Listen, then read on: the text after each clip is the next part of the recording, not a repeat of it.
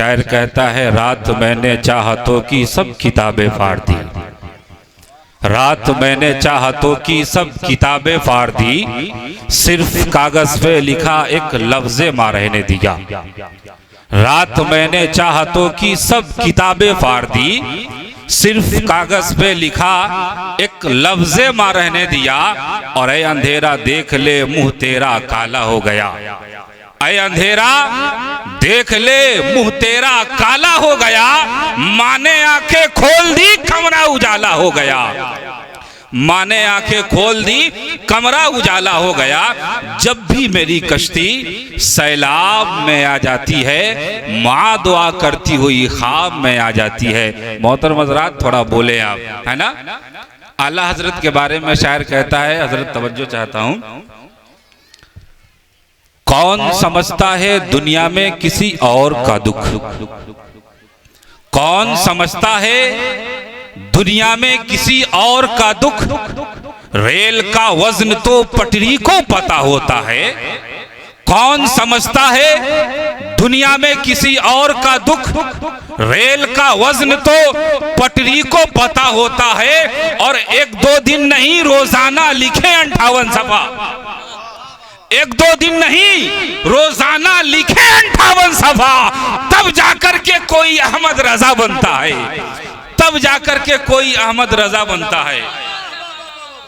मोहतरम हज़रात, आज लोग आला हजरत के ऊपर भी उंगली उठाते हैं। अगर आला हजरत को पढ़ लिए होते तो उनको पता चल जाता कि आला हजरत कोई आम शख्स का नाम नहीं है, रोजाना 58 सफा लिखते हैं तब जाकर के अहमद रजा बने हैं। मेरे मिल्लत के नौजवानों, गुफ्तगू ये करना है कि आज सबसे बड़ी दौलत जो है हम और आपके पास, वो ईमान है, वो ईमान है। और ईमान की अहमियत आप इस तरीके से समझे कि ईमान को बताने के लिए, ईमान को समझाने के लिए कमोबेश 1,24,000 पैगंबर एज़ाम इस दुनिया में तशरीफ लाए। अब कोई मुसलमान ईमान ला करके उसके बाद जब फिरता है उसको मुर्तद कहते हैं, उसी को इर्तदाद कहते हैं। अगर वो इस्लाम लाने के बाद, अगर वो कलमा पढ़ने के बाद अगर वो फिर जाता है, अगर वो घूम जाता है, अगर वो भटक जाता है, तो इसको इर्तदाद कहते हैं। आज जरा नजर उठा करके देखें, जब हुजूर सरवरे कायनात सल्लल्लाहु ताला अलैहि वसल्लम जाहिरी जिंदगी से वफात पा गए, जब पर्दा फरमा गए, उसके बाद ही से इर्तदाद का फितना उठा है। उसके बाद से ज़कात के मुनकिरीन भी पैदा हुए हैं, उसके बाद से झूठा नबी का दावा करने वाला भी पैदा हुआ है। उस वक्त में सिद्दीक़ अकबर ने सारे लोगों के मुंह को बंद कर दिया। अब जरा करीब आए, हिंदुस्तान में जब अकबर बादशाह का जमाना चल रहा था, अकबरी इल्हाद चला था, उस वक्त में मुसलमानों को फेर दिया गया, इर्तदाद का शिकार बना दिया गया, लोगों को मुर्तद कर दिया गया। उस वक्त में उलमाए कराम उठे, उसके बाद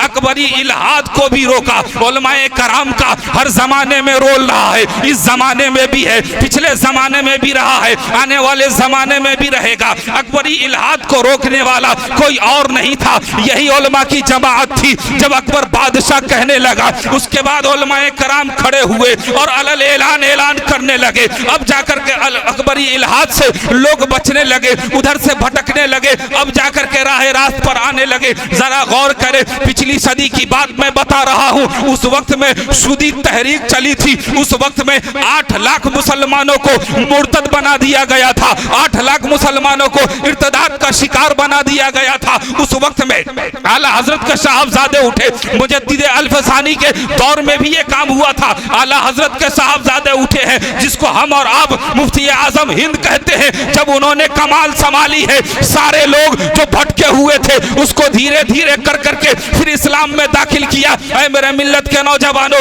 इर्तदाद की शिकार आज हमारी बच्चियां हो रही है, इर्तदाद की शिकार, इर्तदाद का शिकार आज हमारे बच्चे हो रहे हैं। उनको बचाने के लिए पहले हुकूमत के दबाव में इर्तदाद का शिकार बनाया जाता था, आज के जमाने में हुकूमत का दबाव नहीं है। आज प्यार के मोहब्बत के नाम पर, इश्क के नाम पर, मोहब्बत और शादी के नाम पर बच्चियों को भटकाया जा रहा है, इर्तिदाद का शिकार बनाया जाता है। बच्ची भोली भाली है, उसको बताया जाता है हम तुमसे शादी कर लेंगे, हम तुझसे प्यार किए हैं, हम तुमसे मोहब्बत किए हैं। ऐ मेरे मिल्लत के नौजवानों, जरा गौर करो, आज बच्चियां भी यहाँ मौजूद है, कान खोल करके सुनना। वो जब तुमसे शादी कर लेता है, कभी इश्क के नाम पर शादी कर रहा है, कभी मोहब्बत के नाम पर शादी कर रहा है। शादी होने के बाद क्या होता है, चंद दिनों के बाद, अब चंद दिनों के बाद 2-4 महीना चलता है, उसके बाद उसको सताने लगते हैं। कभी ले जाकर के बियर बार में नचा रहे हैं, कभी ले जाकर के दोस्तों के साथ जिस तरीके से हम लोग खाना शेयर करते हैं उसको भी शेयर किया जाता है। गंदी तस्वीरें उसके मोबाइल में होती है।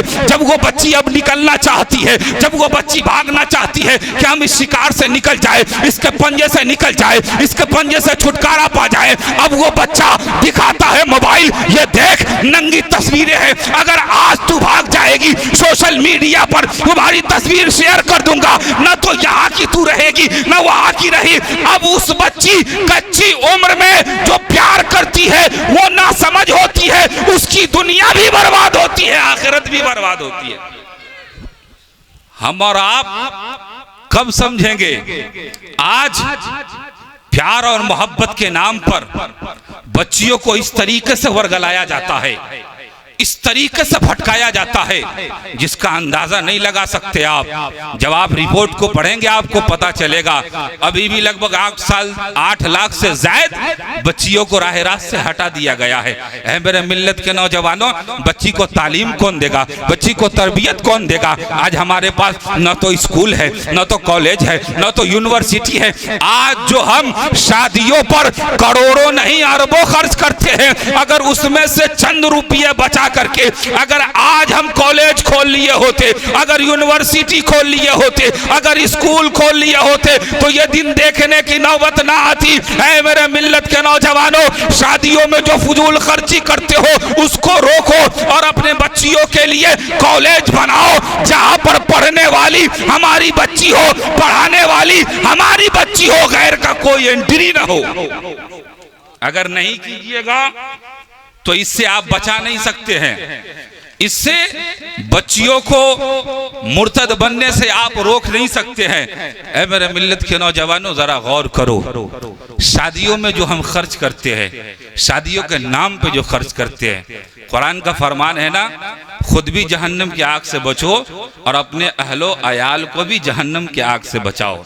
अब आप बताइए कि अगर हमारी बच्ची मुर्तद हो गई, कल क़यामत के दिन हमसे पूछा नहीं जाएगा कि खुद जहन्नम की आग से बचते रहे, अपनी बच्चियों को क्यों नहीं बचाया, अपने खानदान वालों को क्यों नहीं बचाया? मेरे नबी इरशाद फरमाते हैं कि तो सारे लोगों के ऊपर जिम्मेदारी है और कल क़यामत के दिन उनसे उनके जिम्मेदारी के बारे में पूछा जाएगा। उलमाए किराम आपको समझाते हैं, आपको सिखाते हैं, आपको बताते हैं, मुआशरे में सबकी जिम्मेदारी है कि खड़े हो, अगर हमारी बच्ची राह रास्त से भटक रही है तो उसको राह रास्त पर लाया जाए, अगर राह रास्त से हट करके जिंदगी गुजार रही है तो उसको राह रास्त पर लाया जाए। सिर्फ उलमाए किराम की जिम्मेदारी नहीं है, ये आप लोगों की भी जिम्मेदारी है। अगर उस जिम्मेदारी को आप भूल गए, उस पर खड़े नहीं उतरे, कल क़यामत के दिन परवरदिगार पूछेगा, वहां पर आप जवाब नहीं दे पाएंगे। ऐ मेरे मिल्लत के नौजवानों, हुजूर फरमाते हैं अगर कोई ईमान से हट जाता है, अगर मुसलमान होकर के अगर मुर्तद हो जाता है,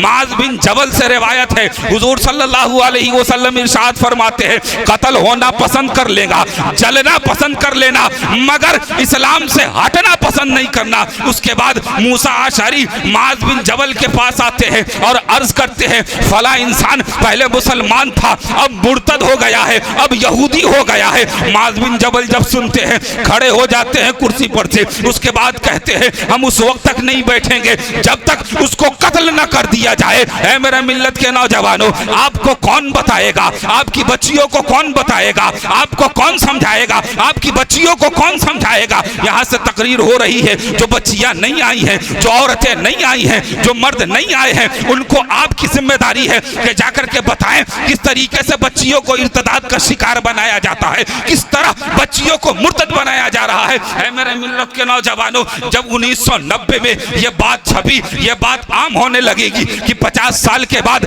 हर मुल्क में सबसे ज्यादा मुसलमान होगा। उस वक्त में इंग्लैंड में मीटिंग हुई, सारे लोग वहां पर इकट्ठे हो गए, उसके दानिशमंद इकट्ठे हो गए और कहने लगे इसको कैसे रोका जाए, इसको कैसे खत्म कर दिया जाए। वहां पर हल ना निकला, सबसे बड़े पॉप के पास जाता है और अर्ज करता है, ऐ पॉप जान, आपको पता है इस तरीके से तेजी से मुसलमान फैल रहे हैं, पूरी दुनिया में मुसलमान की हुकूमत होगी, पूरे दुनिया में मुसलमान सबसे ज्यादा होंगे, अब जरा अंदाजा लगाएं। अब वो पॉप कहता है जरा ये तो बताओ कि मुसलमान के बच्चे पढ़ते कहाँ है। वो कहता है मुसलमान के बच्चे 80% से ज्यादा स्कूल में पढ़ते हैं, इंग्लिश मीडियम में पढ़ते हैं। वो पॉप कहा था, अब घबराने की बात नहीं है, कान में रुई डाल करके सो जाओ। वो बच्चे असल में मुसलमान के हैं लेकिन मुसलमान के नहीं है।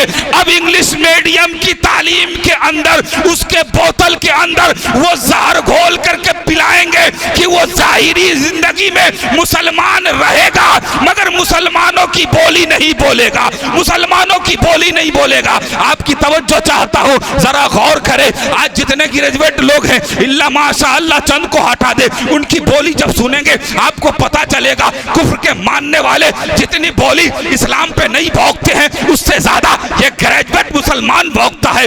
आज जो मुसलमान है उससे जब आप बात करेंगे, जो कॉलेज का फारिग है, आपको पता चल जाएगा आज जो एक्स मुस्लिम के नाम पर वो कौन है। कोई मदरसे का प्रोडक्ट नहीं है, कोई मकतब का प्रोडक्ट नहीं है, कोई खानकाह का प्रोडक्ट नहीं है। जो एक्स मुस्लिम है वो कॉलेज का प्रोडक्ट है। जब आप देखेंगे, जब वो पढ़ता है, पढ़ने में उसको बताई जाती है, वो बच्चा 3 साल का था, उसको स्कूल में भर्ती करा दिया गया, वो 25 साल का हो गया, कभी उसको मालूम नहीं है कि मुस्तफा कहते किसको है, अल्लाह कहते किसको है, मुस्तफा किसका नाम है, वो कुछ नहीं जान रहा है। जब वो मुर्तद होता है उसके बाद वो भौंकने लगता है, अल्लाह को मानने से इनकार कर देता है। ऐ मेरे मिल्लत के नौजवानों, आपसे गुजारिश कर रहा हूं कि कॉलेज पढ़ाने से पहले अपने बच्चों को, अपनी बच्चियों को अगर मदरसे में दाखिल नहीं करेंगे तो उसको मुर्तद बनाने से आप नहीं रोक सकते।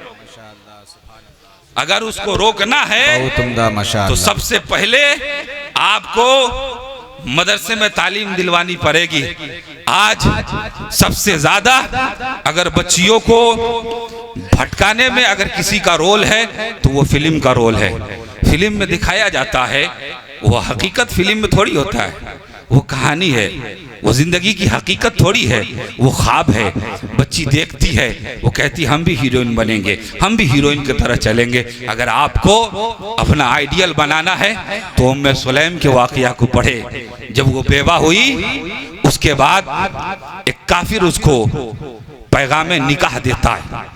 अब वो कहती हूं उम्मे सुलैम कि मैं निकाह उसी वक्त करूंगी जब तुम इस्लाम कबूल करोगे।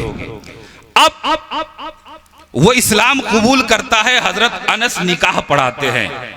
अब उम्मे सुलैम कहती है कि मैं महर दैन माफ करती हूँ, इसके लिए महर वही है जो ये इस्लाम कबूल किया है, वही मेरे लिए महर है। बोले सुभान अल्लाह। हजरत अनस कहते हैं कि इससे बेहतर महर मैंने आज तक कभी देखा ही नहीं। अब बच्चियों को मालूम हो तब तो, बच्ची बैठे तब तो बच्ची को सिखाया जाए, बच्ची को बताया जाए। है मेरे मिल्लत के नौजवानों, आपसे गुजारिश कर रहा हूँ, जो फिरौन की बेटी के सर में कंघी किया करती थी उसका नाम मशाता था। जब कंघी गिर जाती है, कंघी गिरने के बाद जब कंघी गिरती है वो कहती है बिस्मिल्लाहिर्रहमानिर्रहीम। अब उसकी बेटी कहती है कि ये तुम किस रब का नाम ले रही हो? रब तो हमारा बाप है, कोई दूसरा है नहीं। वो मस्ताता कहती है कि रब एक ही है जिसका नाम परवरदिगार है। अब जब फिरौन को खबर हुई इस बात की वो आया और कहने लगा तू मुझको रब मान, नहीं तो तुझको मार दूंगा।